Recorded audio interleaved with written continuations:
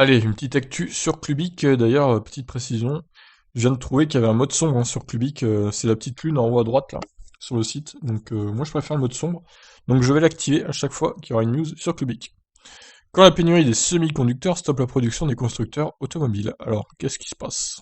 Plusieurs centaines de milliers de voitures pourraient ne pas être produites au premier trimestre 2021 à cause de la pénurie de semi-conducteurs qui sévit actuellement. Les constructeurs français Renault et PSA, notamment, sont concernés. La pénurie mondiale en Amérique, en Asie ou en Europe, tous les constructeurs sont impactés par le manque des puces électroniques, et ce, même dans les secteurs inattendus. La production de certains modèles automobiles sont réduites voire complètement arrêtées.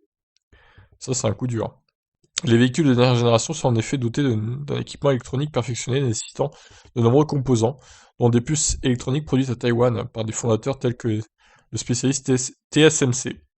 Entre les aides à la conduite, les calculateurs gérant le moteur et la clim, les systèmes de navigation et d'avertissement embarqués, nos voitures sont en fait remplies de composants électroniques.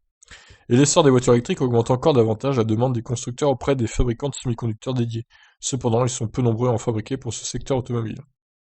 Le principal fabricant de puces électroniques nécessaires au bon fonctionnement de nos voitures modernes est TSMC, célèbre fondeur taïwanais. Sa production représente 70% de la production mondiale de puces électroniques pour l'automobile. Mais si TSMC concentre plus des 2 tiers de la production, cette activité précise ne représente que 3% de son chiffre d'affaires, et ce n'est pas la plus rentable pour l'entreprise. La faute revient en partie aux constructeurs automobiles qui cherchent évidemment à acheter leurs composants à moindre prix. D'autant que la demande a fortement augmenté ces dernières années, et pour cause, les puces électroniques se retrouvent maintenant aussi bien dans les trottinettes électriques et dans les cafetières programmables que dans un smartphone 5G. La crise mondiale du Covid a évidemment un impact sur la production des puces électroniques, des produits électroniques, avec les confinements généralisés dans de très nombreux pays au cours des derniers mois, les populations ont dû s'équiper pour travailler chez elles ou simplement s'occuper. Conséquence, les ventes d'ordinateurs, d'imprimantes et d'écrans ont explosé. Pour répondre à la demande, il fallut augmenter l'approvisionnement des puces électroniques. Or, il n'est pas possible de fournir tout le monde en même temps. Pour pallier le manque de composants électroniques automobiles, les gouvernements allemands, américains et japonais ont tenté de faire pression sur les fondeurs. Au cours du mois de janvier, l'idée était de faire pression pour que les entreprises allouent plus de ressources de production pour l'industrie automobile. Pour le moment, personne ne sait si cette tentative des différents gouvernements a été suffisante pour augmenter la production des puces nécessaires aux constructeurs auto. La pénurie a donc un impact direct sur la production des voitures à travers le monde, dépendante de la livraison régulière des composants. Les usines ne peuvent pas finir les véhicules sans avoir un stock correspondant à la production en cours. Ainsi, Ford s'est vu contraint de suspendre la production de la Focus pour un mois depuis mi-janvier.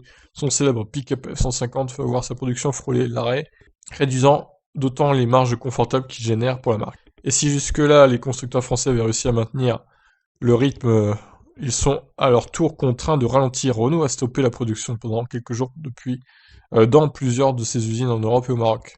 Le groupe PSA a également indiqué avoir dû stopper la production dans son usine Opel en Allemagne, ainsi que dans son usine espagnole.